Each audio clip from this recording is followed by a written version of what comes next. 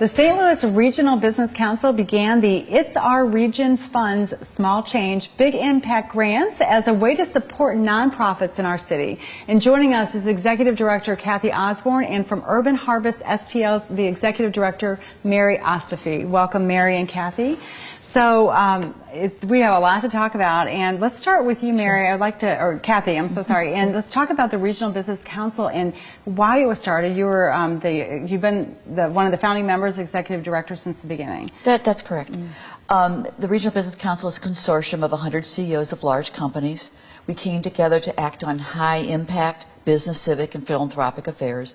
In other words, we wanted to take on things that could be difficult and challenging, that were really important to St. Louis, and that was our initial mission. So we've done things all the way from support important things that the mayor or the county executive might have to be done, to helping in school reform. We funded Teach for America, brought them here, the KIPP charter school model, which is one of the best in the country.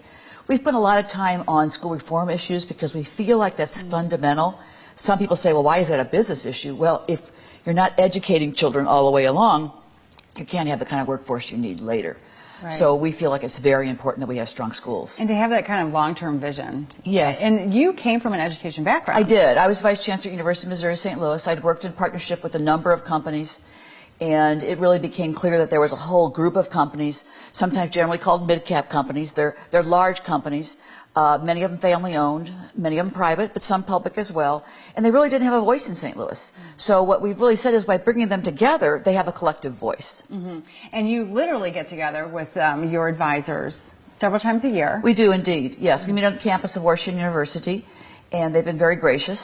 But we're very action-centered. We're not a white paper group. We're much more of a let's get into action and get something done. And you mentioned Washington University, yes. So you've had some linkages with them, some work that you've done together with students there that led to what we're going to talk about today. That is right.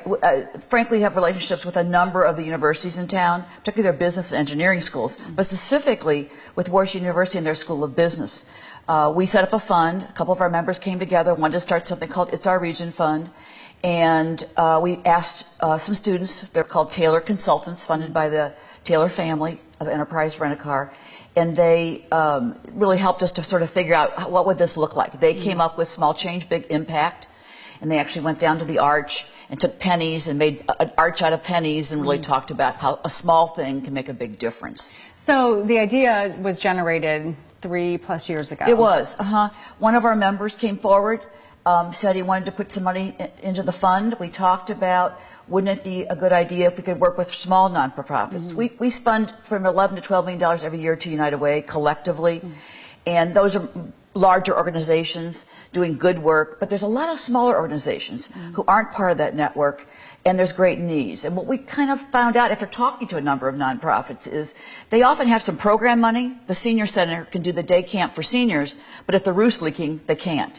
So we decided to set up the fund. We give out $100,000 a year in relatively small grants, anywhere from $3,000 to $10,000, and it's really for capital needs. We also decided at the same time that we wanted to help support municipal government or communities, so communities could come together. So we funded a number of community gardens, or for instance in Cool Valley we funded something where the community wanted to have a vegetable garden and have young people work on that and give the food to the seniors. So how did the organizations, you started the fund, Sure. this specific one 3 years ago. Yes. And how did the organizations learn about the fund and start the application process? Sure. What we wanted to do is make it simple. So we didn't want a lot, we knew there would be a demand, and we didn't want people going through a huge application process. So it's all web-based.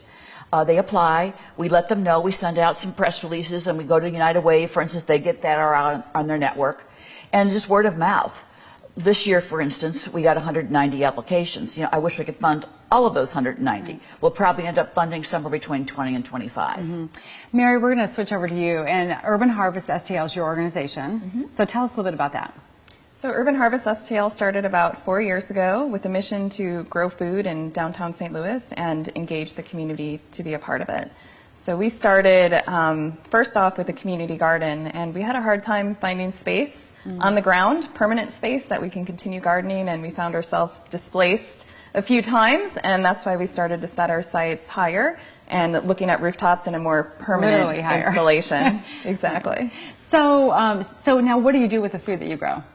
So right now, the food that we're growing on the Food Roof Farm, the majority of it is getting donated to St. Patrick's Center, who's a good neighbor of ours. They're literally right across the street from where we are. We're also growing some microgreens in our greenhouse and selling those to nearby restaurants. So what are you growing that you're donating to St. Patrick's? Oh, they're getting all kinds of things from tomatoes and peppers and cucumbers and chard and eggplant this week, so a good variety of vegetables. Yeah, it's amazing and interesting and fun to think that there's this little farm on the second-story, two-story building right at 14th and Washington. Is that right? It's 14th and Convention Drive, which is also Del Mar. So it's one block north of Washington Avenue. It's right next to the downtown beach, also known as the sand volleyball courts, on top of the wave storage facility. That's great. Okay, so Kathy, was Mary's organization exactly the type of organization that when this fund was conceived, We've been fairly open and flexible. We were open to, we particularly have a bias maybe towards organizations that were serving the aging or the elderly or the school children, youth, those kinds of things. But we also kind of liked entrepreneurial projects.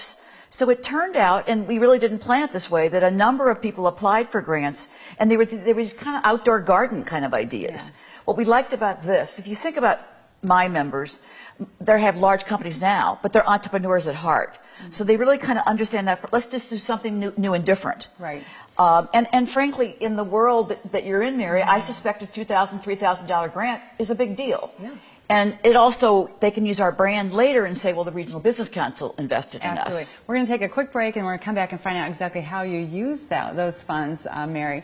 So we'll have more with the St. Louis Regional Business Council and Urban Harvest STL after this. Stay with us.